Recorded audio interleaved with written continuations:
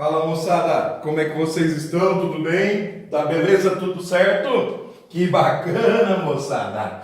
E hoje nós vamos para aquela mais aula de Geografia do Brasil, não é isso? Me parece que nós estávamos fazendo um curso introdutório à cartografia e nós estávamos analisando os elementos de um mapa, não é isso? Exatamente, moçadinha! Que já sabemos que são 6 os elementos. Já analisamos o nome ou o título de um mapa e as técnicas e justificativas para colocá-lo no canto superior à esquerda. E estávamos analisando então a legenda, que nada mais é do que a explicação de um mapa.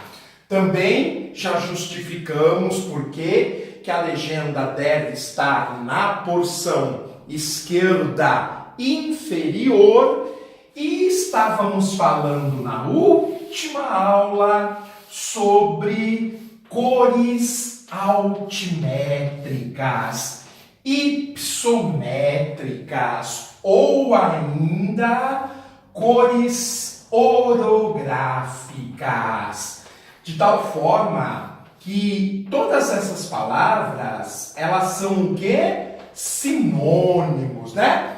Ipsometria, altimetria, orografia e altitude, são as cores das altitudes. Na última aula, nós vimos aquela cor que representava. Então vamos colocar aqui, ó, como subtítulo, cores altimétricas.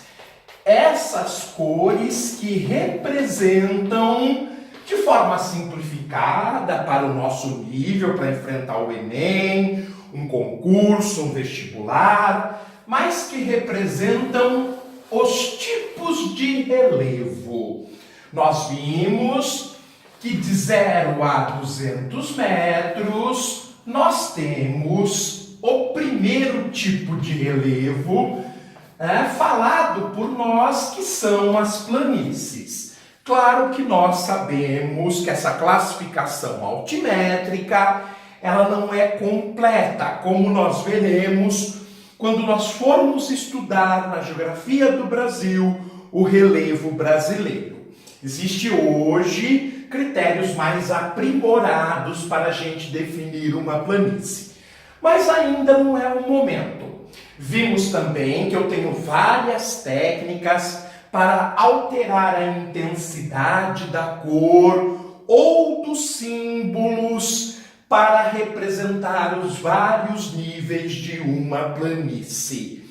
No entanto, a gente precisa avançar.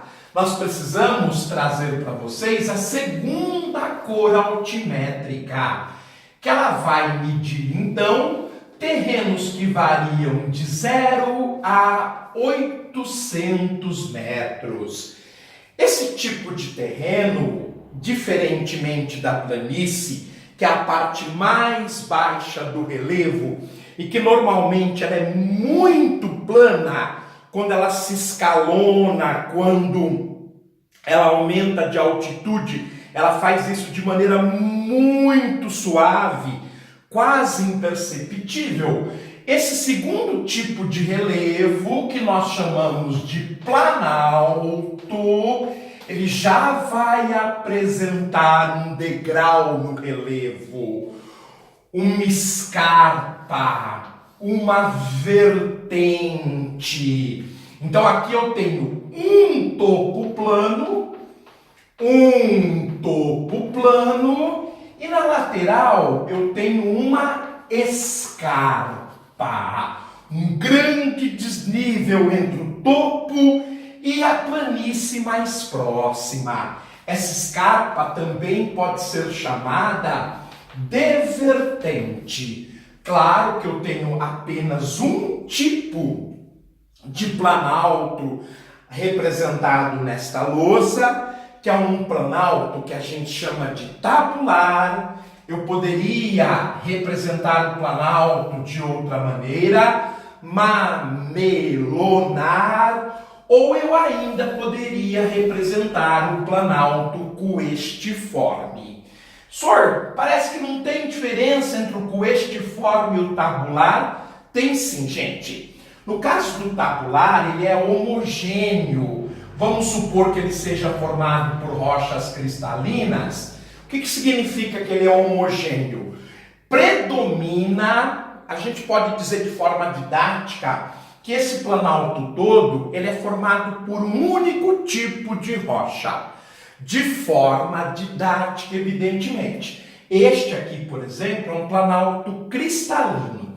No caso do planalto coestiforme, essa escarpa, ela mostra que o planalto é heterogêneo, de tal maneira que na costa da cuesta eu tenho rochas vulcânicas e na frente da cuesta eu tenho rochas sedimentares. Como as rochas sedimentares, elas são mais suscetíveis ao intemperismo e à erosão, ele se desgasta mais. Já a parte de trás, a frente da cuesta se desgasta mais. A parte de trás ela é mais resistente ao intemperismo e à erosão, porque é uma rocha mais dura, mais compacta, mais densa, que é o caso da rocha vulcânica. Então aqui, apesar da gente ter no desenho uma semelhança muito grande entre a escarpa e a vertente do planalto tabular e a escarpa ou a vertente do planalto coestiforme, este planalto ele é homogêneo e esse é heterogêneo, ou seja, o homogêneo formado por um tipo de rocha só, o heterogêneo formado por rochas diferentes, daí porque o degrau. Bom, antes de eu prosseguir, se você quiser anotar então, este é um planalto tabular, este é um planalto mamelonar e este é um planalto coestiforme. É isso que nós estamos representando através da cor amarela. Um destes três tipos de planaltos, ou tabular, ou mamelonar, ou coestiforme. O Brasil tem os três tipos. O tabular é comum no planalto central. O mamelonar é comum no planalto atlântico. O coestiforme, onde eu estou, é o formato básico do planalto ocidental paulista, conhecido no Brasil como planalto meridional. Tudo bem, pessoal? De tal forma que agora eu vou apagar, lembrando que eu fiz esse adendo, digamos assim, para poder dizer o que essa cor amarela está representando no meu mapinha, ok? No entanto, pode aparecer uma tonalidade mais forte do amarelo, digamos o laranja, o cor de abóbora. Ele vai representar terrenos de média altitude, de 800 a 2.000 metros de altitude. Continua sendo planalto, mas são os planaltos mais elevados, aquilo que nós chamamos de altiplanos. Estes nós não estudamos no Brasil. Estes nós estudamos, por exemplo, em História da América ou História Geral, quando nós falamos das civilizações pré-colombianas, no Peru, os Incas, e no México, os Aztecas. O Himalaia também, ele é dito um altiplano, porque no meio das grandes cordilheiras existe um tipo de relevo um pouco mais rebatido, mais baixo, mas que é a base da região esse altiplano é o mais elevado do mundo, sua média de altitude é de 4.500 metros, é uma exceção, inclusive, a esta variação altimétrica. Mas, no grosso modo, de 800 a 2.000 metros, a cor laranja, ela vai representar altitudes que normalmente, em termos de relevo, significa os altiplanos. E, por fim, para nossa aquarela de cores, aqui eu tenho muito poucas cores de giz para poder representar para vocês o relevo, mas se eu pintar um mapa de vermelho, acima de 2.000 metros de altitude, eu tenho então as terras altas, eu tenho as montanhas, ou seu coletivo, que são as cordilheiras, os picos culminantes, o ponto mais alto do relevo. Gente, se eu tiver uma paleta de cores maior, ou seja, se eu tiver uma caixa de lápis de cor, uma caixa de canetinha, eu posso ir sofisticando isso, como nós vimos na aula anterior para o caso das planícies, usando a técnica de aumentar a intensidade da pigmentação ou aumentar a representatividade através de técnicas simbólicas ou do desenho. Gente, mas o fato é que se eu quiser representar mais montanhas e tiver uma paleta de cores muito grandes, as montanhas tendem a ficar cada vez mais escuras. Grandes picos podem ser pintados de marrom, ou os pontos culminantes podem ser assinalados por um ponto preto. Normalmente se utiliza o branco. Do ponto de vista da cartografia temática, essa representação não é boa. Por quê? Porque o branco, ele minimiza, ele diminui a intensidade. E você teria que aumentar a intensidade pela técnica. Mas, popularmente, até porque as áreas de montanhas são cobertas por neve, como o mapa também é uma arte, o pessoal começou a pintar de branco para representar as áreas mais elevadas. Se formos então ao pé da letra da técnica, não seria correto representar as montanhas pela cor branca, porque quanto mais eu aumento a intensidade das cores, maior eu represento a grandeza. A grandeza se torna cada vez maior. No caso das montanhas, então eu passo do vermelho para o marrom, do marrom eu passo para o preto. Do ponto de vista artístico, para dar contraste, para informar outras características, como o fato dos picos serem nevados, a gente acaba usando o branco. Gente, eu aqui apresentei para vocês as cores altimétricas, mas como eu disse na aula passada, nós também temos as cores de profundidade, as cores hipométricas, as cores batimétricas. Olha eu pensando em uma coisa e escrevendo outra. Então, as cores batimétricas. Vocês já se acostumaram com o meu jeito, né? Aqui nós erramos, nós tossimos, nós engasgamos, mas fazemos ao vivo, sem edição. Aliás, eu estou devendo isso, eu estou estudando para poder inserir coisas mais animadas. Devagarzinho a gente vai aprendendo. Mas a gente não esconde o erro, não. Nós não sabemos tudo, as opiniões que nós damos são opiniões baseadas naquilo que estudamos, que lemos e pensamos. Você pode ter as suas opiniões à vontade. Aqui a gente não dita a verdade, mas a gente tem um princípio, um ponto de partida por onde você pode pensar ou discordar. O que a gente não admite nesse canal, como vocês já perceberam, é ofensas.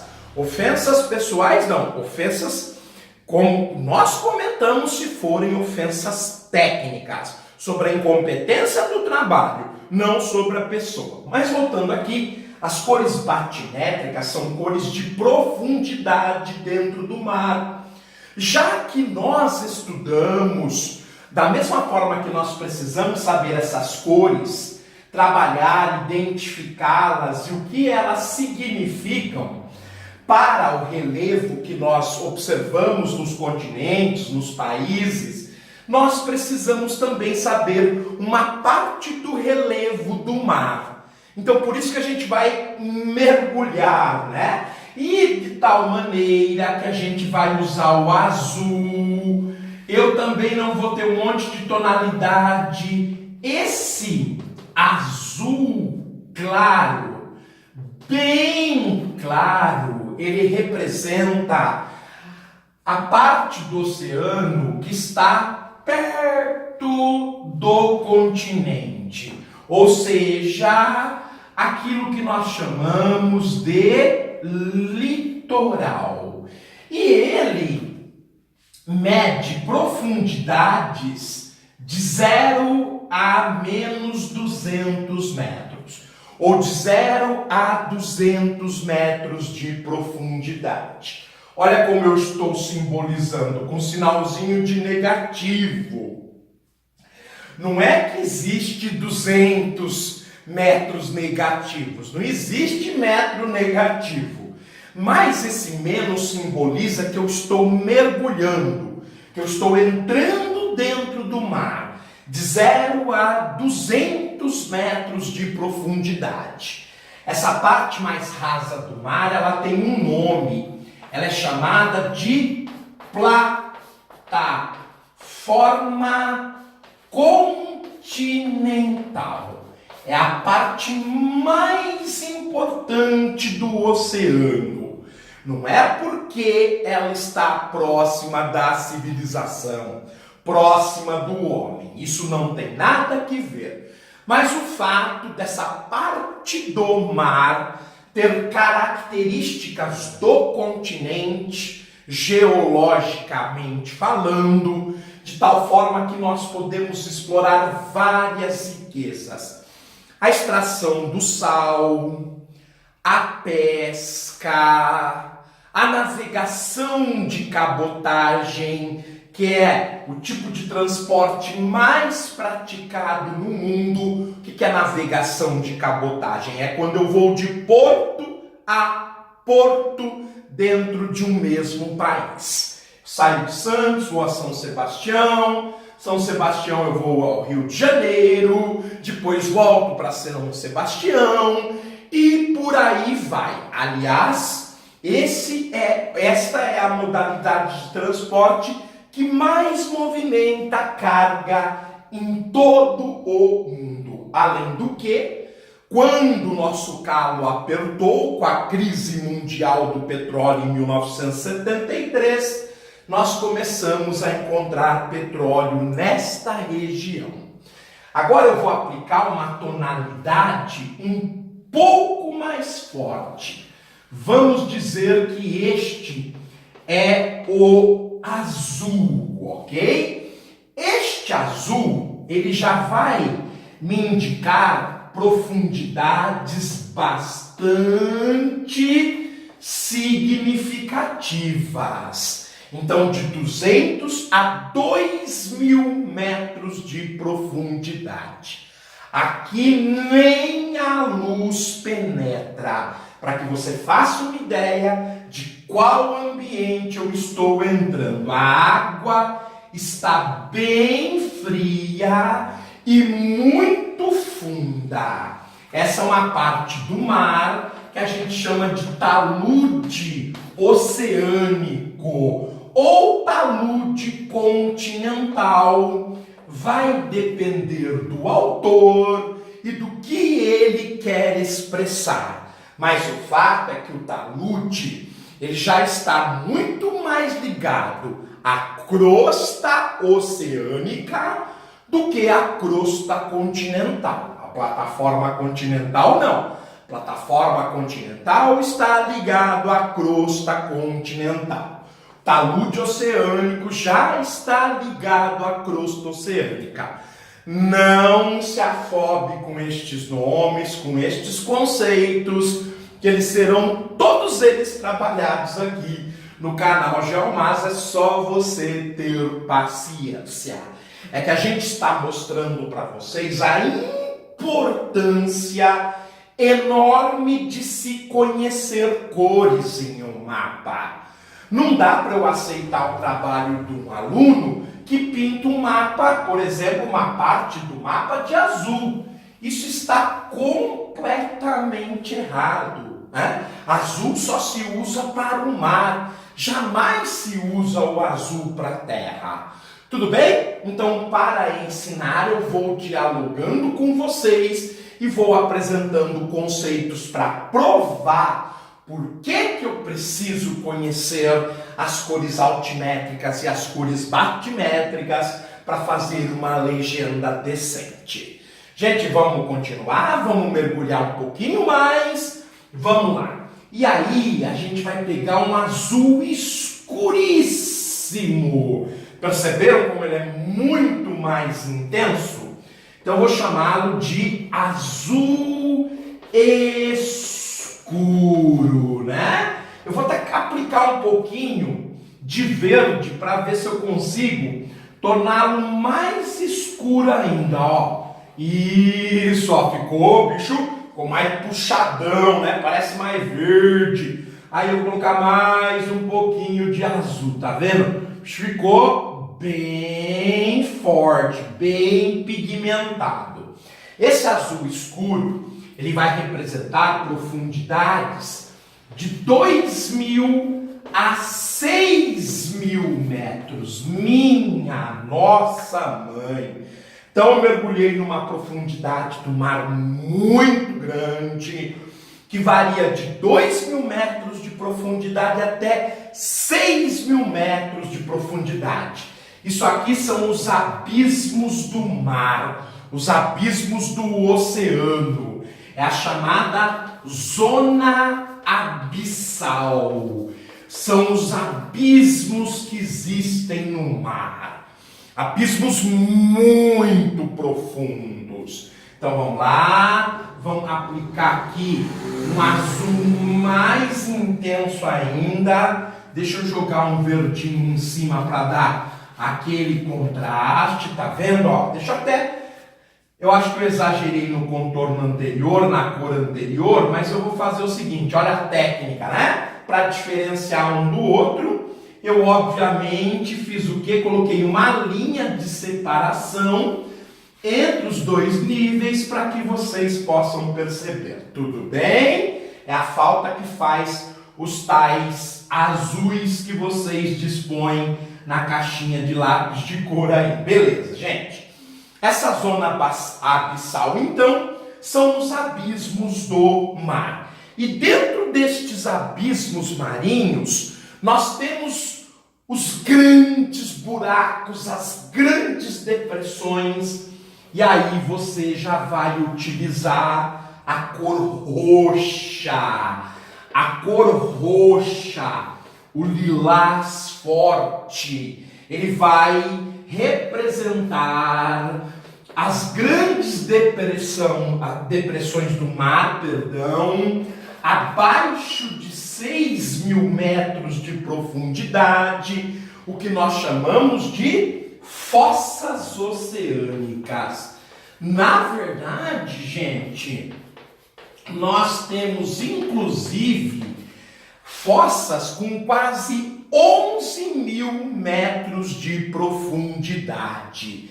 A famosa Fossa das Marianas, lá no Oceano Pacífico, perto do Japão. Aqui no Oceano Atlântico, que banha o Brasil, nós temos a maior fossa, ela até está por volta de 9.000 metros de profundidade, ela está no Mar do Caribe, próximo de Porto Rico, ok? Mas é muito fundo, 9.000 metros. E a maior profundidade que nós temos é de aproximadamente 11 mil metros, ou 10.935 metros, com uma incerteza de 10 metros para mais ou para menos. Nós já mergulhamos lá, inclusive, nos anos 60, no batiscafo Trieste, para reconhecê-la, para medi-la, para fazer a sondagem. Naquela época deu 11.033 metros. Há outras medidas que deram profundidades ainda maiores. E recentemente, com o cineasta David Cameron, que desceu com um batiscafo, e ele desceu sozinho fazendo as filmagens para um filme futuro que vai falar sobre profundidade, sobre grandes depressões marinhas. De tal maneira que a gente desceu ali durante a história 2 vezes apenas, porque não há luz e o perigo, já que a pressão é muito grande, o perigo é muito intenso e não vale a pena ficar descendo toda hora. Bem, mas vamos voltar ao que interessa, evidentemente.